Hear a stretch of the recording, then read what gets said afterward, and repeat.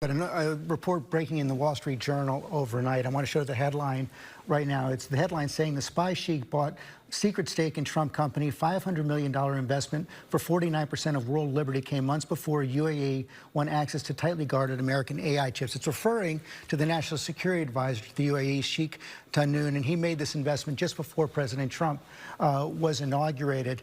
The article goes on to say the deal marks something unprecedented in American politics, a foreign government official taking a major ownership stake in an incoming U.S. president's company. This is the company of President Trump's family. Eric Trump is the president of the company.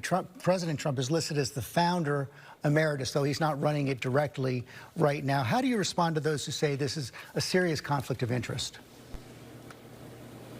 I love it when these papers talk about something being unprecedented or never happening before, as if the Biden family and the Biden administration didn't do exactly the same thing and they were just in office. So, look, I saw that article. I don't have a comment on it beyond President Trump has been completely transparent when his family travels for business reasons. They don't do so in secret. We don't learn about it when we find a laptop a few years later. We learn about it when it's happening. And so there's nothing unprecedented about the Trump organization going out and trying to make investments that basically all will come back to the American people and jobs in this country.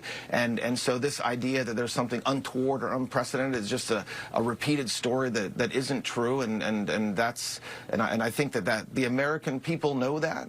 And the fact that we talk about unprecedented and this is something that doesn't happen is just not true. And it shouldn't be said by these so-called newspapers that are saying it. Well, the president doesn't run the company, but he does profit from it. His financial disclosures show he's received funds from that. And law professor Kathleen Clark is quoted in the article saying this sure looks like a violation of the foreign emoluments clause. Ty Cobb, who served as President Trump's lawyer during the first administration, said, quote, "My advice as an ethics lawyer would have been clear. You don't do business deals with the families of the leaders of foreign countries. It taints American foreign policy." How do you respond to Mr. Cobb? I don't have a response to that guy. I mean, that guy hasn't said a nonpartisan thing in the past 4 years. I mean, I could have predicted what you just said he would say. That's what he says every time anything comes out about the president. I don't have the president is ethical. He talks more to the press. He says what's happening more than any president in history. You have a question about it, you can ask him. He gaggled on the plane last night at midnight for like 20 minutes, okay? So like the fact that Ty Cobb claims that he would have counseled something different to the president, okay. I mean, that guy, I mean, I don't have a response to that. One of the